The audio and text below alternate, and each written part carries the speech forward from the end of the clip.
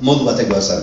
Gaur, prozedura mentala, sartzen zera, idazten duzu, etzaizu gustatzen berriro idazten duzu, berriro, eta etzaizu sartzen pasatzen bidai hortan. Eta horretan horrek izan nahi du, gure burua ere, eta gure prozedura ere aldatzen ari dela, modu horretara. Interneten badakizu, testu luze batek ez duela aguantatzen, eta orduan testu laburrak egiten ditugu.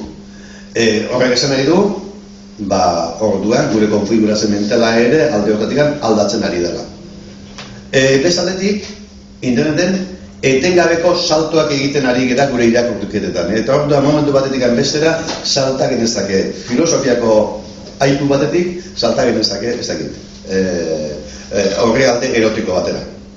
Baina fizikoki, liburuz liburu, egin behar duzu liburu bat hartu, gero jun eta beste bat behiratu eta hua hartu, eta egin behar duzu beste elementu bat. Eta horrek esan nahi du. Oso lagun esplikatu dudan honetan, horrek esan nahi du, gure burua ere aldatzen ari dela.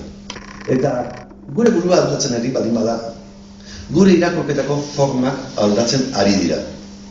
Bueno, idazleok ere pentsatu beharko dugu zerbait gure idazteko formiz. Claro, nik izate zertxora asmatuko, baina behintzat, bai, hausnarketa horrek arduratzen nahuela, nolabait, etorkizun oso hurbilean, gauzak asko aldatzen ari direlako. Eta orduan ikusten oso postintek izan behar dugula. Eta, bueno, dira nolabait ni arduratzen dauten kontuak dira. Eta agian, hortikan badatoz zerbait nire hainbeste registro aldaketak eta bat. Eta gero badago beste elementu bat, agian orain hainbeste ez dagoena, baina bere garaian bazegoena, eta da euskararen beraren egoera.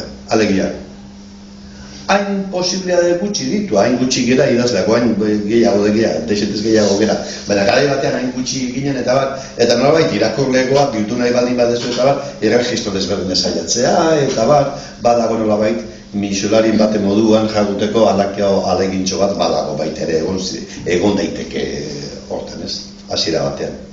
Baina orain ez dago hori, orain gehiago daude egindako konsiderazioak.